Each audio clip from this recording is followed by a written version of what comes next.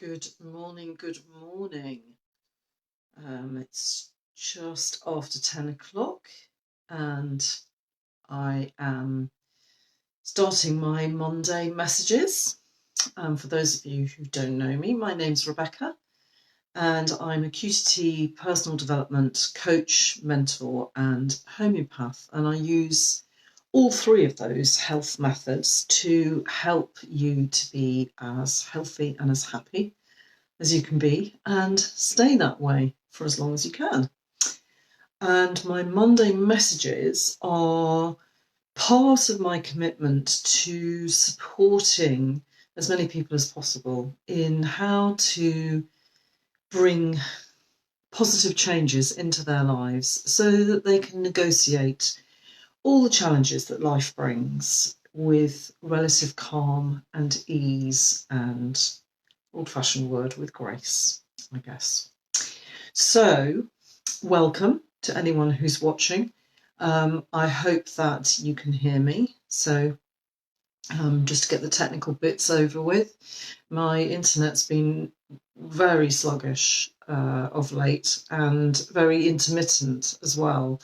So, it's always good to check that people can actually hear me. So I can see that there is somebody on. So you're very, very welcome. Do give me a sign that you can hear me if you can. So a thumbs up or a heart or a comment or introduce yourself, whatever takes your fancy. That would be really helpful. Okay, so today's Monday messages. And if you are interested in coming along with me, do join me 10 o'clock every Monday live, or if you're busy, you can watch the replay. I always post them up on my Facebook page, which is homeopathygiveswings.com. And I also actually put them onto my YouTube channel, so you can always watch them there as well. So today I wanted to just talk about how do we stay ourselves, stay really centered and focused and peaceful and calm and all of those lovely things when we are in the face of something that might be an attack, verbally I'm talking about, might be something that's challenging us in some way, something that is inviting us to, if we're not careful, to argue, to disagree, to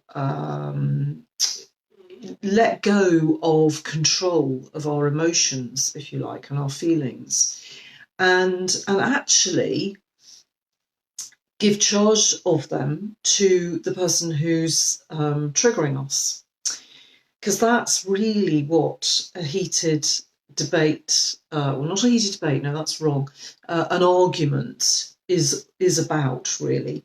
You know, it's lovely when you can actually have what I would call a heated debate. So an exchange of views, an exchange of beliefs, where you're truly listening to the other person and your mind is open and you can start to think about, oh, okay, well, I didn't know that. That's interesting. Tell me more. If you're in that kind of frame of mind when you're listening to new information or, you know, perhaps a point of view that you've not just considered before, you are going to really learn and grow and evolve from that, because you're open. It's a position of opening to possibilities, other possibilities. If you're in a position of feeling threatened or challenged in some way, if you can kind of have a picture in your head of what, you know, it's a very primal thing when we feel threatened or challenged in any way, and our feelings and our values and our beliefs are possibly being challenged, then many of us retreat into a sort of primal position of defence. We feel that our backs are against the wall and we're going to give it everything we've got to try and either defend ourselves and keep people away, or to try and get them to come to us and stand with us.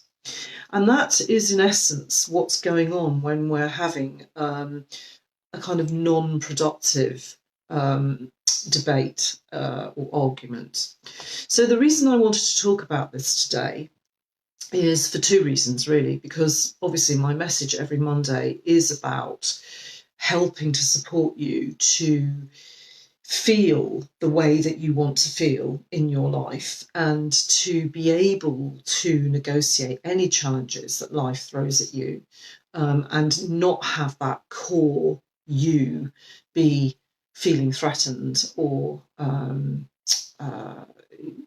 for you to be feeling bad about anything at all, really. That's one reason. And the other trigger for me was that I'm noticing the quite alarming amount of censorship that is going on online at the moment. Not that it's new, it's not new, it's always been there to a certain degree, but it seems to be more prevalent for me at the moment, maybe not for you. And I'm just noticing it. And it brought me down to thinking, well, what is censorship? And it is very much what I was just talking about, really. It's an attempt by somebody or some collection of people, some organisation, to impose their view, their beliefs, their values onto another collection of people or an individual by force, and by removing any information, thoughts, dialogue, anything that actually introduces an element of doubt or an element of conviction that that viewpoint is the only viewpoint. And this is what I want to actually get across to you this week, is to really think about that stance and all that it brings with it. It does close us down. It does. It doesn't really encourage growth and self-development and openness and tolerance and patience and all of those things.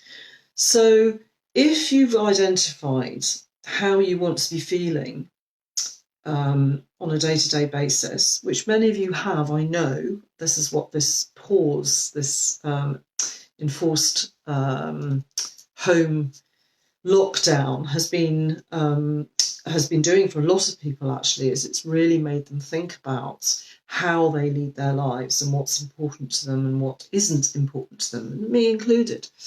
And if you've already come to some conclusions about that, and now we're on a kind of 2-week countdown, if you like, for some of us to be able to return to our normal lives, whatever that is, it will be really triggering a lot of people who are still fearful, are still feeling threatened, are still feeling unsafe. And when we're like that and our backs are up against the wall, that's when we get really into our fight or flight mode. And many of us will choose to fight if we can. So be kind to anybody who you come across who perhaps doesn't share the same views as you, and know that there's no right view necessarily. They're just different, and they will be determined by how we've led our life up till now, the beliefs and the feelings and the emotions that we've attached to experiences, to events, to parts of our lives that have formed us. And whether we believe, for example, that the world is a safe, lovely, beautiful place that is bountiful and giving and always going to support us. That's one view. And the other view might be, or one other view, is that the world is not a nice place. It's a dark place. It's something that is always going to leave us lacking in some way. And I know that this example has been used and used and used, but it is such an elegant example of this, and that's the glass half full and the glass half empty analogy. My brain's a little bit slow at the moment, so I was trying to think of another example that was not as used, but could give me the same very elegant metaphor, if you like, and I can't, so I'm going to use it again, and I make no apology for it. I think that's Breed, isn't it? Yeah, good morning, Breed. How are you? I hope you're well. I'm talking about avoiding getting sucked into arguments, really, and how much censorship there is around at the moment, both online and also when we're in an argument with somebody, when somebody is trying to impose their view upon you. Good morning. Thank you for the smile. That's lovely. When we're in an argument with somebody, we are really both trying to shut down the other's viewpoint and have them agree with us and be with us, and so we can carry on believing what we believe and valuing what we value, and behaving in the way that we are comfortable behaving. And when we're asked by somebody else to loosen that a bit, to challenge it, to perhaps open up to the fact that there might be another way of looking at something, that can be scary, and that can be difficult, challenging. And our subconscious, depending on how we're wired, will immediately trigger us into either trying to shut that down, saying, no, not going there, too unsafe, don't want to do that. So therefore, I'm just going to stay where I am, thanks, because that means I'm safe and I don't have to look at anything that I've been doing. Or we can actually see it as an invitation to open and to actually think, oh, yeah, actually, do you know what? I've been looking at this thing from this perspective all this time. Hadn't ever really considered it from this perspective. That's interesting. And we can open ourselves up and understand that because not everybody's had our experience, that they're going to see things differently from us. Sometimes not massively differently, actually, but there just might be some element that we hadn't come across before because we're standing here and they're standing there. If that, yes, and Breed's saying, yeah, makes perfect sense. Absolutely. And it's not until we really make conscious, mindful thoughts about what our positions are on things, what our beliefs are, what our values are, why we think what we think we think, if that makes sense. Where's it coming from? Is there room for growth in that? Is there room to add things to that knowledge? Is there room for somebody else's viewpoint to just understand that they're allowed to have a different viewpoint? It's absolutely fine. It doesn't threaten mine at all if I don't want it to. So what I want you to do is think about that glass of water. Good morning, young Cole. I'm giving you a wave. And good morning, Trish. You're very, very welcome. So when you come across, people who are being a bit confrontational online about anything you might have posted or something you might have shared, then rather than entering into a kind of personal slanging match, which is quite easy to do if you're not being mindful, then I would actually, first of all, give yourself pause. We've been on a long pause. So why not actually almost press the pause button again on a small level and just allow yourself to digest what's been said first. Good morning, Trish. You're very welcome. So I'm a great believer of that, is don't do a knee-jerk thing. Don't allow your subconscious to start your own censorship process by going into a reaction that you've always done, a position that you've always taken, and you're never going to change it, and everybody else is wrong. They just need to actually understand what it is you're saying, and then they'll come with you. And that's not always the case. Sometimes that can just lead you into a battle, if you like, of wills. And what I find is much more fruitful is, first of all, to just stop and think, okay, what is this actually doing to me? What's it actually making me feel? And is there any evidence for what this person is saying? Might it actually be just another way of looking at something? Do I want to go down that route and chase it up and see for myself? In which case you can do a little bit of research or whatever. Or if it's somebody who is already being quite rude, quite personal, quite insulting, you might decide that you just don't want to engage with it. And in which case you can just say thanks for sharing and leave it at that. So that's one thing you can do. In person, what I often do is choose to say, that's really interesting. I hadn't thought of it like that before. And sometimes I will just leave it there. So you might want to practice. Good morning, Mags. You're very, very welcome. You might want to practice just that phrase, just giving yourself a beat before you launch into an argument. And I'm not even talking about with strangers, I'm talking about with your family, often with your partner or with your kids even. You can find yourself kind of having the same debates, the same arguments over and over again, and don't really get anywhere because neither of you has backed down.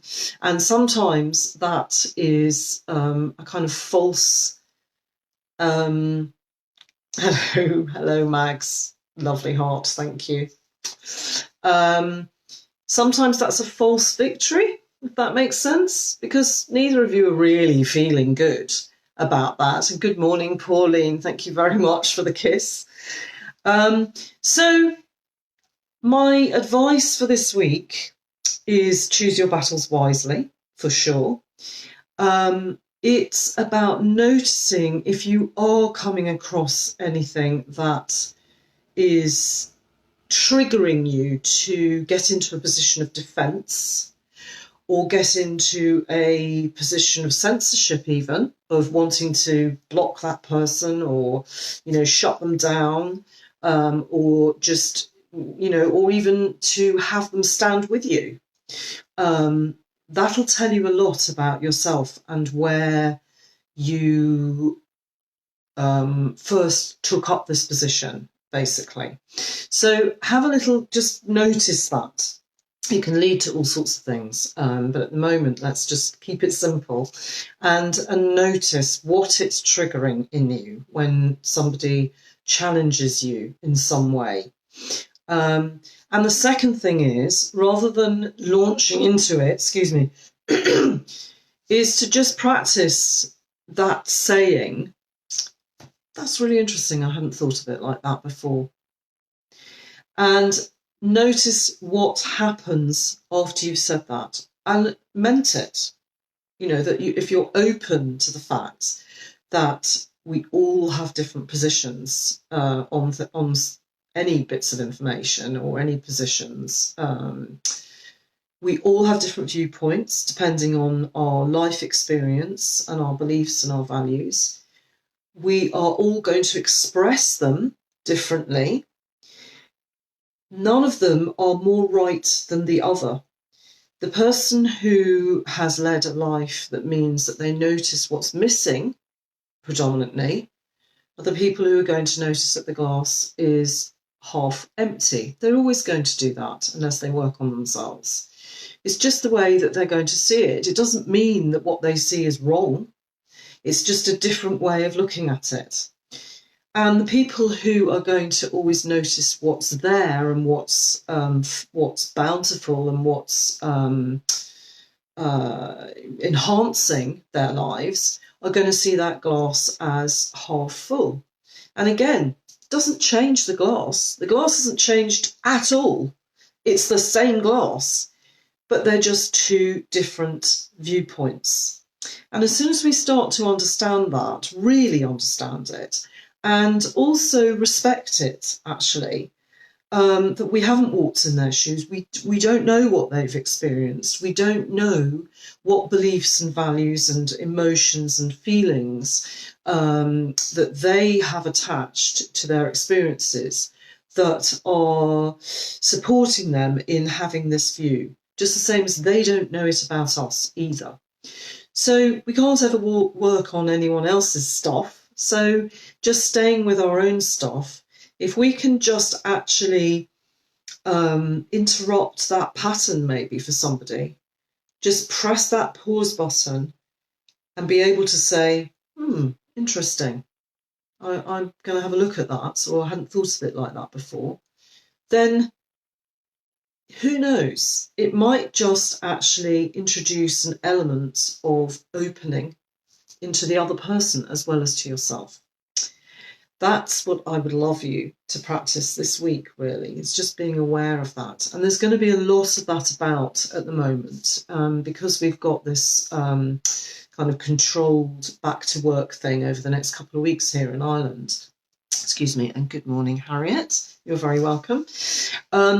It's going to be triggering a lot of people's fears and need to be sure of things, need to be right, and to have conviction about things.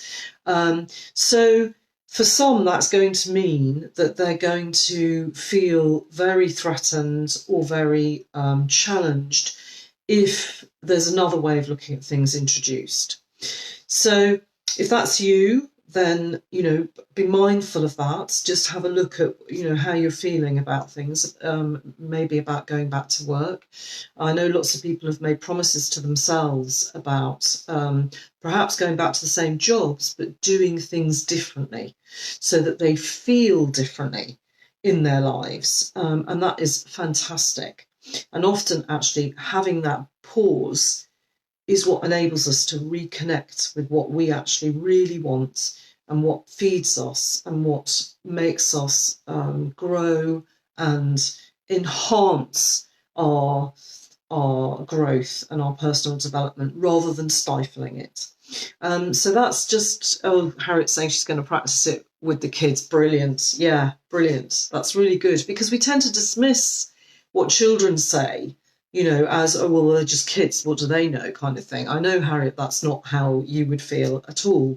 But lots of us do, even on a subconscious level, that we don't really stop and think that they have a view of the world as well. They have their own worlds, and what's important to them is very different to what's important to us. And as we go through life, that changes. And just because something is important to us as parents doesn't mean that it's important to our children. It's the old socks on the floor analogy, isn't it? How can we expect our children to pick up the socks on the floor that we see in glorious Technicolor when they don't actually even see the socks? So actually inviting your children to tell you about, why they're thinking what they're thinking would be really good practice, I think, Harriet. So yeah, very good. So yeah, we can practice it on any level. So it's pressing the pause button, noticing what's being triggered in us when we're presented with conflicting information or challenging information, if you like, or beliefs, and then if we haven't made up our mind and maybe we want to just think about it, or maybe we want to do our own research, just being able to say, that's really interesting. Thanks for that. I hadn't really thought of that. I would love to hear from you as to how you get on with that. It would be great. And don't think I do it all the time. I really, really don't. I'm pretty good at it, actually. But yes, I still have my triggers, so it's a work in progress. So it's a phrase I found useful, so I thought I'd share it with you. And do mind all that online stuff as well, because that's when we don't have someone in front of us, it kind of dissociates us from it.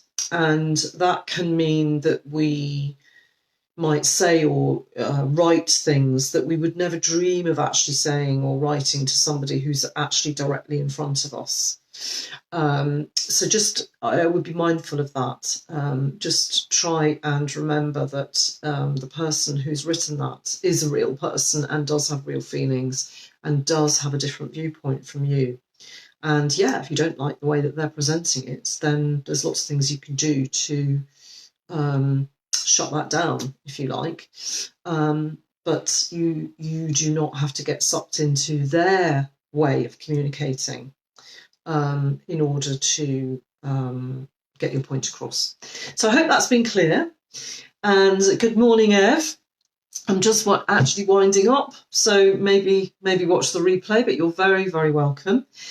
If this kind of advice or support is helpful to you, then do join me. Every Monday I'm in here at 10 o'clock, so you can join me live.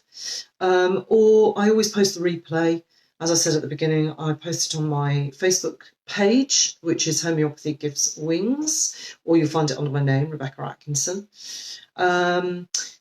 Yeah, I also post it on YouTube, and I also share it on my newsletter, which I send out every 2 weeks, I think it is, or try to. So if you'd like to join the newsletter email group, you can do that by popping to my website, www.rebeccaatkinson.com. I'll put that link in the post below. Or you can register for a free call with me, and maybe we can have a chat about doing some one-to-one work if that's what interests you. If you're maybe returning to work and that's bringing up lots of issues that you'd like to work on and you feel you need some extra help, then that might be a way of doing it. So do get in touch. And I've just missed a couple of comments there. Harriet's saying, a phrase that could dissipate conflict. Yeah, hopefully it does, Harriet, because it's kind of taking the emotion out of it. It's actually something quite respectful. It's shorthand for actually saying to somebody, I'm actually valuing what you're saying, I'm listening to what you're saying, and I'm going to take it on board. I'm not going to just say, no, that's rubbish, that's not right, that's, which is totally different energy. It's much more open, it's much more encouraging.